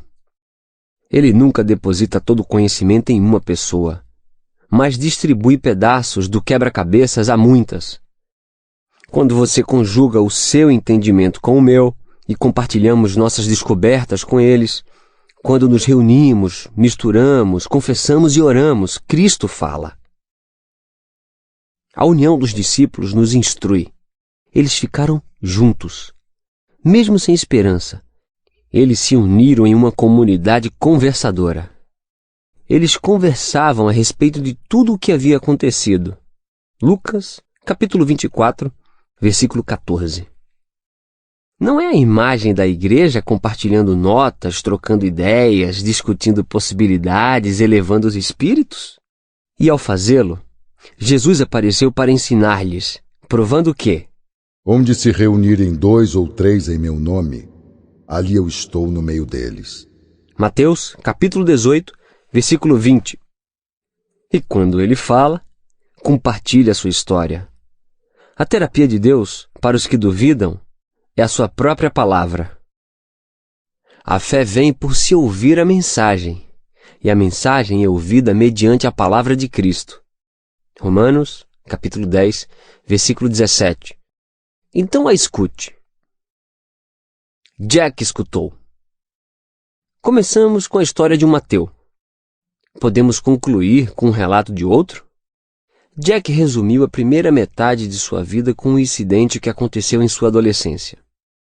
Ele chegou a Oxford University, em Oxford, Inglaterra, antevendo seu primeiro lampejo do grupo fabuloso de vértices e torres. No entanto, enquanto andava, não viu nenhum sinal dos grandes campi. Só quando se virou, que percebeu que na verdade estava se afastando das escolas, andando na direção errada. Mais de 30 anos depois, ele escreveu: Não percebi até que ponto essa pequena aventura era uma alegoria de toda a minha vida. Ele era um militante ateu, devotado à sua determinação de que Deus não existia, pois nenhum Deus poderia suportar o desastre que chamamos de existência humana. Ele resumiu a sua visão de mundo com um verso de Lucrécio. Se Deus tivesse projetado o mundo, não seria um mundo tão frágil e imperfeito como vemos. Dispensando Deus, ele virou a sua atenção à academia, se destacando em cada campus que estudava. Rapidamente, os membros graduados de Oxford o tomaram como um colega respeitado e ele começou a ensinar e escrever. Entretanto, não muito para debaixo da superfície, suas dúvidas estavam cobrando seu preço. Ele descreveu seu estado mental com palavras como terrorismo abjeto, aflição e falta de esperança. Ele era zangado e pessimista, preso em um furacão de contradições. Eu sustentava que Deus não existia. Eu também estava com raiva de Deus por ele não existir.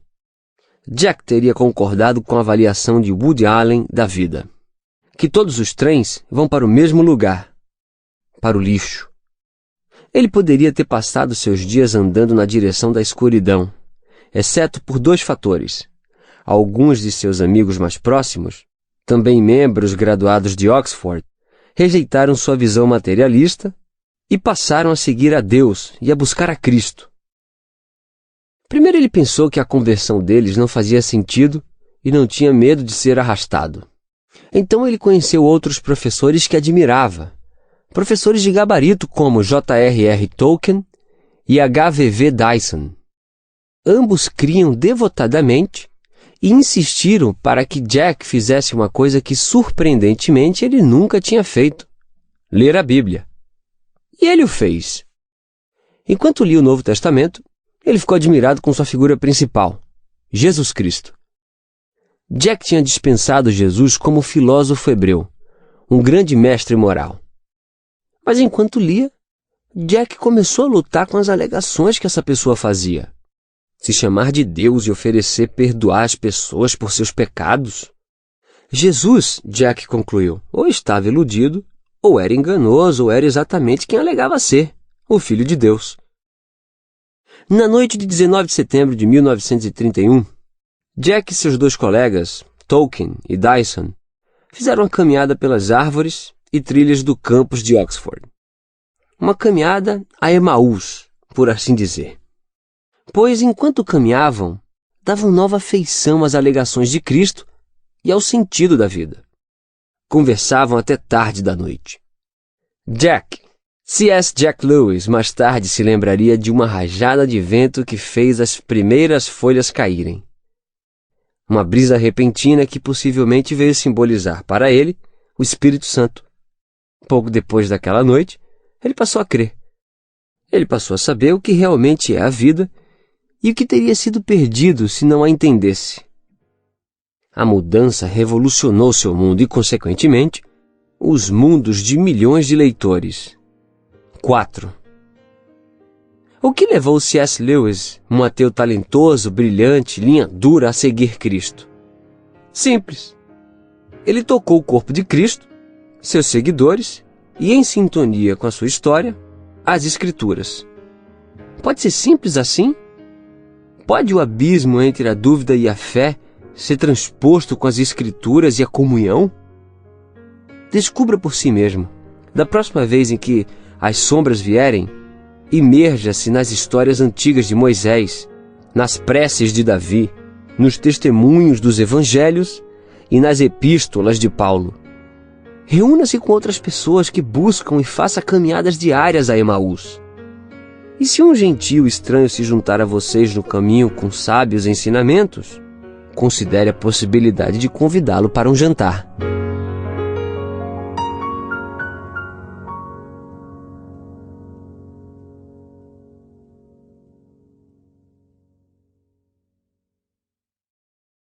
A natureza é uma criação grávida de 9 meses.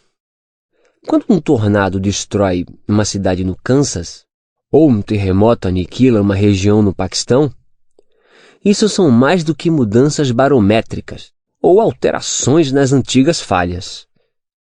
O universo está passando pelas horas finais antes do parto. A previsão inclui contrações dolorosas. E também inclui conflitos, guerras e rumores de guerras. Uma nação invadindo a outra. Uma superpotência desafiando outra. As fronteiras sempre precisarão de pontos de controle. Correspondentes de guerra sempre terão emprego. A população mundial nunca verá paz neste lado do céu. Os cristãos serão os que mais sofrerão.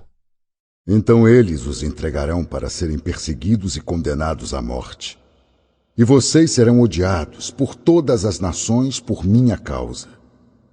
Naquele tempo, muitos ficarão escandalizados, trairão e odiarão uns aos outros. E numerosos falsos profetas surgirão e enganarão a muitos. Devido ao aumento da maldade, o amor de muitos esfriará. Mateus, capítulo 24, versículos 9 e 12. O paraíso é cheio de pessoas cujas mortes cumpriram essa profecia. Pedro, Paulo, Estevão, Tiago, Inácio de Antioquia, Policarpo de Esmirna, Justino, Orígenes. O mundo odiava esses seguidores de Cristo. O ódio persiste. A Voice of the Martyrs, a voz dos mártires, uma agência cristã que defende liberdades religiosas, alega que foram mortos mais seguidores de Cristo no último século do que em todos os prévios séculos combinados. Aos nomes de Paulo, Tiago e Pedro se juntaram os de Tsehai Tolessa, da Etiópia, Xu Yunghai, da China, e Mehdi Dibaji, do Irã. 3. O Global Evangelization Movement, movimento de evangelização global, relata uma média de 165 mil mártires por ano, mais do que 4 vezes o número de um século atrás. 4. Os Estados Unidos, país tão orgulhoso de sua liberdade religiosa, sofre de um crescente ódio em relação aos cristãos. Professores zombam publicamente de alunos que creem. Programas de entrevistas denigrem pessoas de fé. Podemos esperar que a perseguição aumente. Quando aumentar, as convicções frágeis vão entrar em colapso. O amor de muitos esfriará. Mateus, capítulo 24, versículo 12. Clandestinos espirituais vão abandonar o navio. Os irresolutos se tornarão frios. Muitos frequentadores de igreja serão revelados como fiéis fingidos. Eles não vão deixar só a fé, vão infernizar a vida dos fiéis. Essa perseguição chegará a nós? Para alguns de vocês, ela já chegou. Para muitos de nós, ainda pode chegar.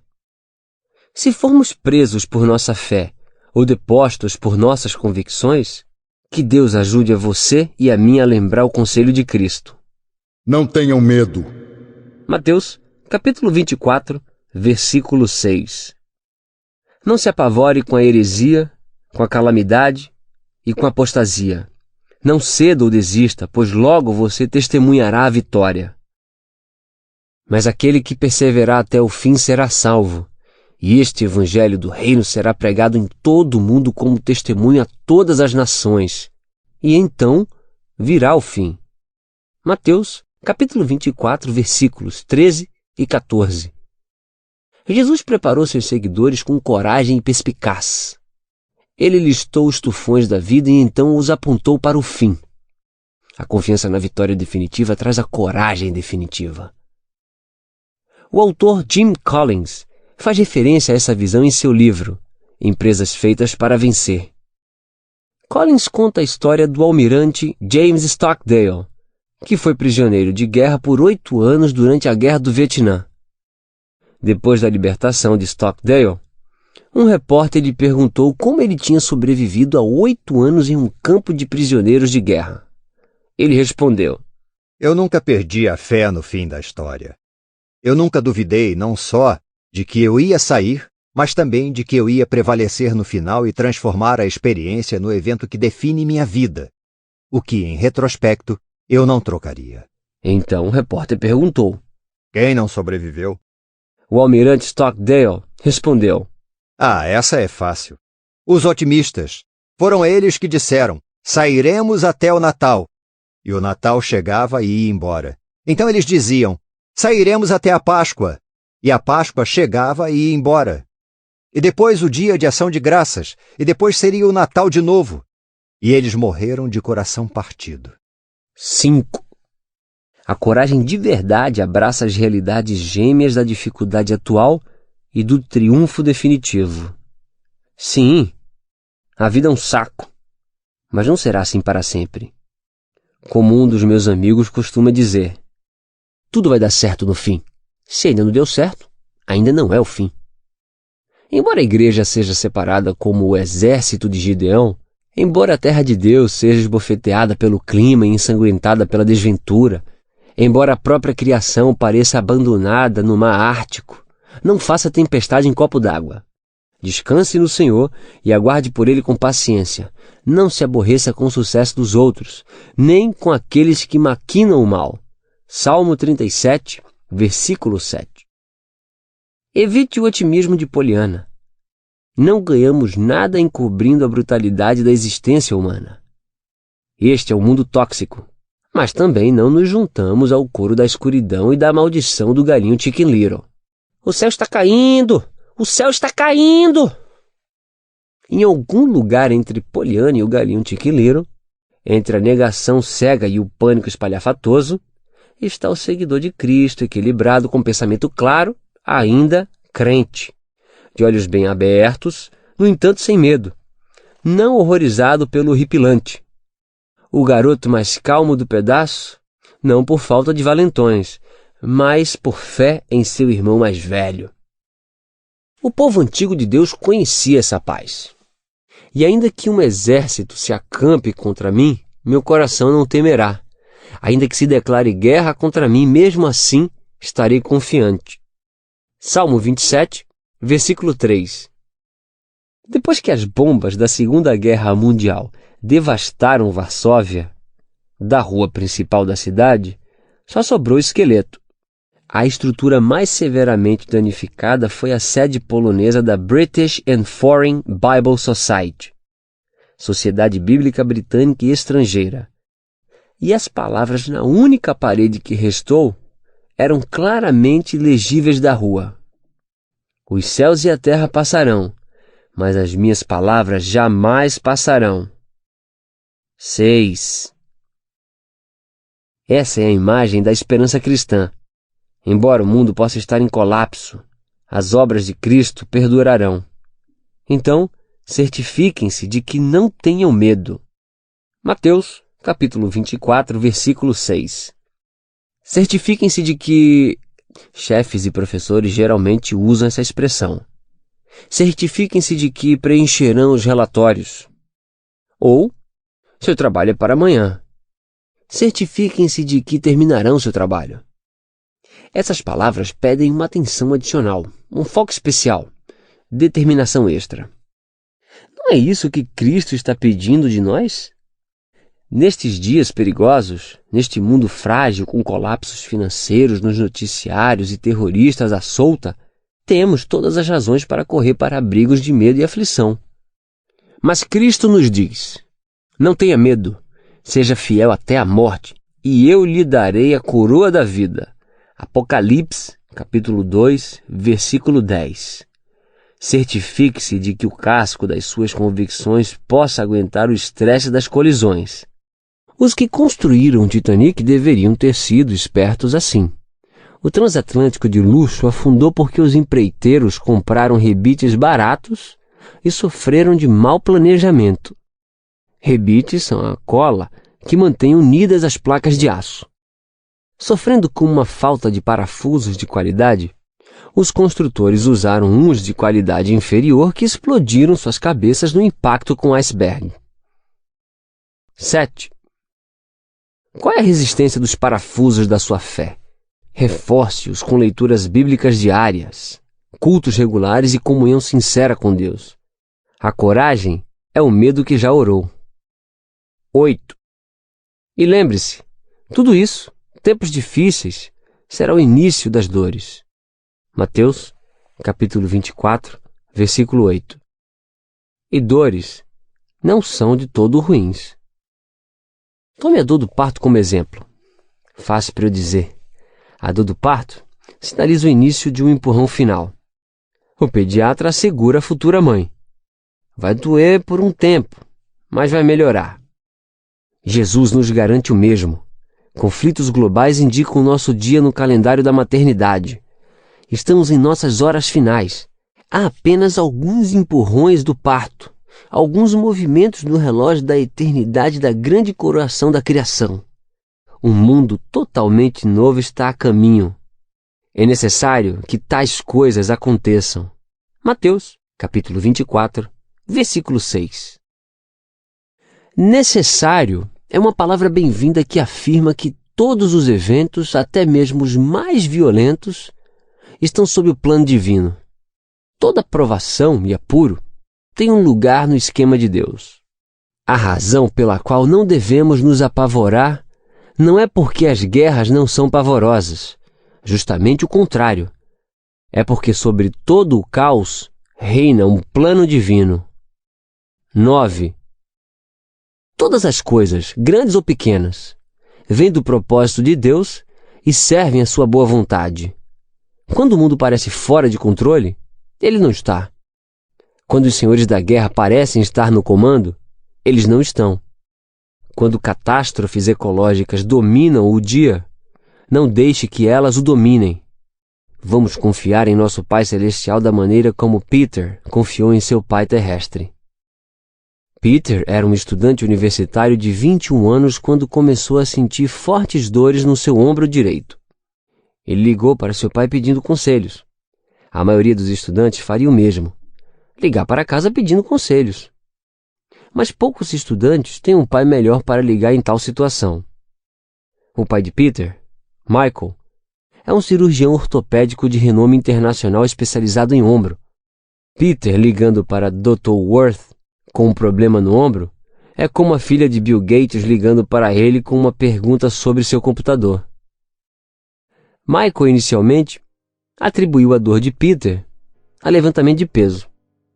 Mas depois que ele sentiu dormência e formigamentos, o médico começou a suspeitar de uma condição extremamente rara do ombro chamada trombose venosa profunda. Um coágulo estava se formando no ombro de seu filho, perigosamente próximo ao seu coração. Michael não estava meramente familiarizado com a condição. Ele tinha sido um dos autores do artigo sobre como tratá-lo. Ele enviou Peter para o pronto-socorro e lhe disse para pedir um ultrassom. Aconteceu que Michael acertou o diagnóstico a longa distância na mosca. Peter foi imediatamente internado no hospital, onde o coágulo foi dissolvido e sua vida na Terra foi estendida. Não seria maravilhoso ter um pai assim? Nós temos. Ele diagnosticou a dor do mundo e escreveu o livro sobre seu tratamento. Podemos confiar nele. Tudo vai dar certo no fim. Se ainda não deu certo, ainda não é o fim.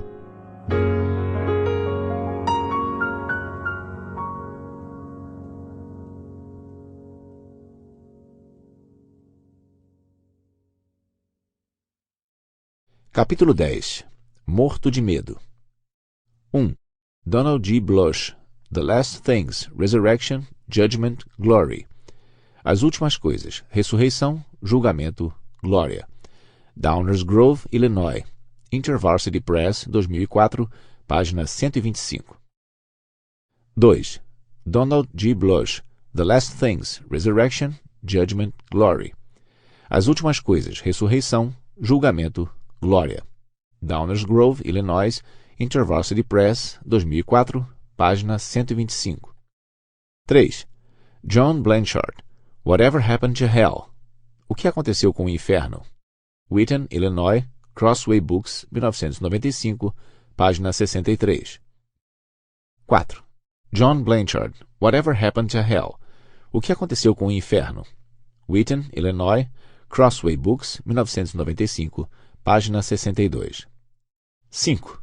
William Shakespeare, Hamlet, em The Complete Works of Shakespeare, Obras Completas de Shakespeare, editora Harding Craig, Glenville, Illinois.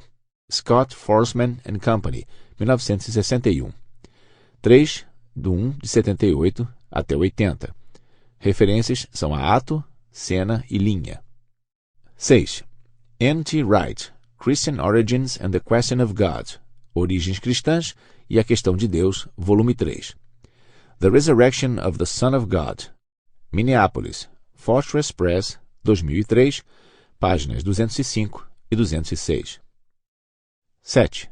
Benjamin P. Brown, Illustrations for Preaching, Ilustrações para Pregação, Nashville, Tennessee, Broadman Press, 1977, página 85.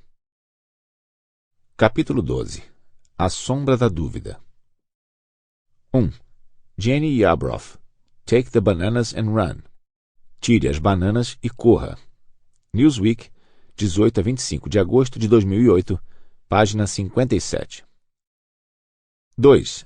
N.T. Wright, Christian Origins and the Question of God, Origens Cristãs e a Questão de Deus, volume 3.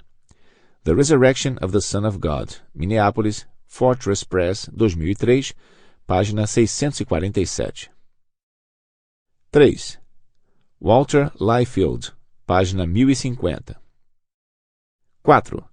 Armand N. Nicole Jr., Deus em Questão.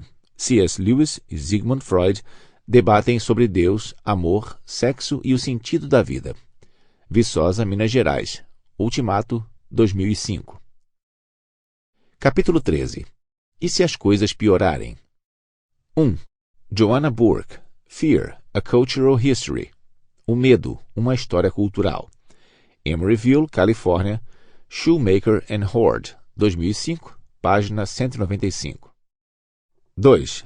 John Zarella e Patrick Opman. Pastor with 666 Tattoo Claims to be Divine. Pastor com 666 tatuado alega ser divino. CNN.com, 19 de fevereiro de 2007, disponível em http://www.cnn.com/us/02/16/miami.preacher. 3. DC Talk and the Voice of the Martyrs. Jesus Freaks, Loucos por Jesus.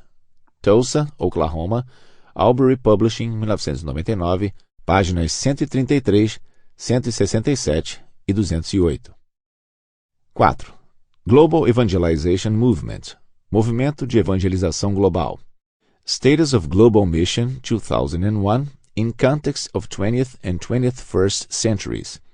Status da Missão Global 2001, no contexto dos séculos 20 e 21. Worldwide Person Outreach. Disponível em http://www.farsinet.com/pwo/world_mission.html. 5. Jim Collins, Good to Great, Why Some Companies Make the Leap and Others Don't.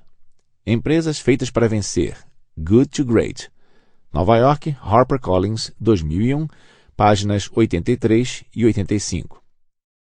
6. Frederick Dale Brunner, Matthew, A Commentary, Mateus Comentado, volume 2, The Church Book, Matthew 13:28.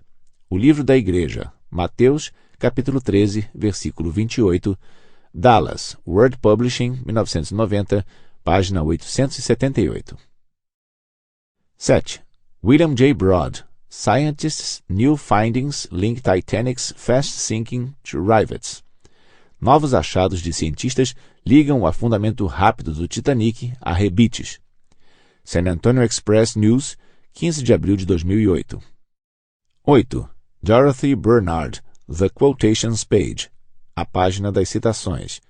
Disponível em http://www.quotationspage.com/quote/29699.html. 9. Brunner, The Church Book, o livro da igreja, página 847. Capítulo 14. O único terror saudável. 1. Thomas Howard, Christ the Tiger, Cristo o Tigre. Filadélfia, J.B. Lippincott, 1967, página 10. 2. Ellen F. Davis, Getting Involved with God, Rediscovering the Old Testament. Se envolvendo com Deus, redescobrindo o Antigo Testamento. Cambridge, Massachusetts, Cowley Press, 2001, páginas 102 e 103. 3. C.S. Lewis, Príncipe Caspian, As Crônicas de Nárnia. São Paulo, Martins Fontes, 2005. Conclusão. O Salmo de William. 1. Joanna Bourke, Fear, A Cultural History. Medo, uma história cultural. Emeryville, Califórnia, Shoemaker and Horde, 2005, páginas 232 e 233. 2. Frank Furedi, Culture of Fear Revisited, Risk-Taking and the Morality of Low Expectation. A cultura do medo revisitada, os riscos e a moralidade das poucas expectativas. 4ª edição, Nova York, Continuum Books, 2006, página 18. 3. Frank Furedi, Culture of Fear Revisited, Risk-Taking and the Morality of Low Expectation. A cultura do medo revisitada, os riscos e a moralidade das poucas expectativas. 4ª edição, Nova York, Continuum Books, 2006, página 68. 4. John Ortberg, If you want to walk on water, you've got to get out of the boat. Se você quiser andar na água, terá que sair do barco. Grand Rapids, Zondervan, 2001, página 132. 5. Lloyd Ogilvie, conforme citado em Ortberg, If you want to walk on water, you've got to get out of the boat. Se você quiser andar na água, terá que sair do barco. Grand Rapids, Zondervan, 2001, página 118. 6. Greg Pruitt, President's Blog, o blog do presidente. Pioneer Bible Translators, tradutores pioneiros da Bíblia. 27 de fevereiro de 2008, Príncipe Caspian. Disponível em http://www.pioneerbible.org/cms/tcview_post.php, blog LD = 2 e post LD = 9.